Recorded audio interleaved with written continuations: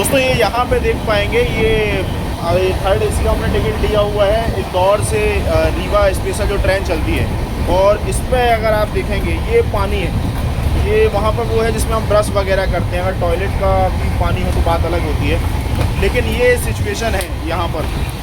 तो कहीं ना कहीं ये सब चीज़ें जब हम भुगतान कर रहे हैं किसी चीज़ के लिए, तो वो सुविधाएं देने की आवश्यकता होती है। यहाँ पर पैसेंजर भी एसी कोच है, तो ये स्थिति हमारी गुजारिश है कि कम से कम जिन चीज़ों का भुगतान लिया जाता है सार्वजनिक व्यवस्था में, उसमें थोड़ा सा प्रकाश डालिए। एक बात कहूँगा कि ये जो रेलवे का पानी है, ये इतना गंदा है कि इसमें मतलब कि शौच करने में मन घबराए। और इसमें मुंह धोया जाता है, कुल्ला किया जाता है, सुबह से ब्रश किया जाता है। और साथ ही केवल व्यक्ति नहीं करता है, पूरा का पूरा परिवार होता है। और ये विश्वास है परिवार का कि भारतीय रेलवे उनके सेहत और सुरक्षा का ख्याल रखेगी। और ये पूरी तरह से एक अगर उपभोक्ता के दृष्टिकोण से देखें तो ये उसके उपभोक्ता के अधिकारों का हनन है।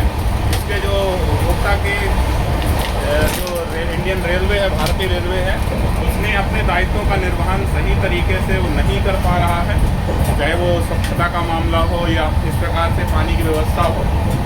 तो अगर आप एक चीज़ और है, थोड़ा यहाँ पर प्रकाश डालेंगे।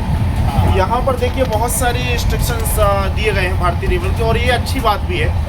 जैसे कि यहाँ पर कोई भी सामान उतारना धरना या चोरी संबंधित हैं, अच्छी सेवा के लिए उपयुक्त टिकट स्थान पर यात्रा करें, अनियमित यात्रा करने पर 6 माह तक की कैद, 1000 जुर्माने का प्रावधान है, और ये सब चीज़ें हैं। तो आप ठीक है, उन चीज़ों से तो आप रोक रहे हैं, लेकिन अपनी सेवा की गारंटी, जिसे एक प्रकार का सिटीजन चार्टर हम बोल देते हैं, वो कहाँ है? यहाँ पर कहीं देख पा रहे हैं कि आपकी कहीं पर सेवा की गारंटी लिखी हो कि यहाँ पर ये स्थिति में सुविधाएं दी जाएंगी? नहीं है क्या वहाँ पर हो या यहाँ पर हो? तो इन चीज़ों का भी ख्याल रखा जाए, जो उपभोक्ता है उनके अधिकारों का भी ख्याल रखा जाए, क्योंकि ये जो सेवा है ये इसके लिए शुल्क चुकाया जाता है। तो एक जो अधिकार है, जो संवैधानिक अधिकार है लोगों का, ये बिल्कुल सुरक्षित हो। और मेरा गुजारिश है भारतीय रेलवे से कि वो इस व्यवस्था को दुरुस्त रखें और सही रखें। बिल्कुल, धन्यवाद। और इसके साथ हमारी भी जिम्मेदारी है।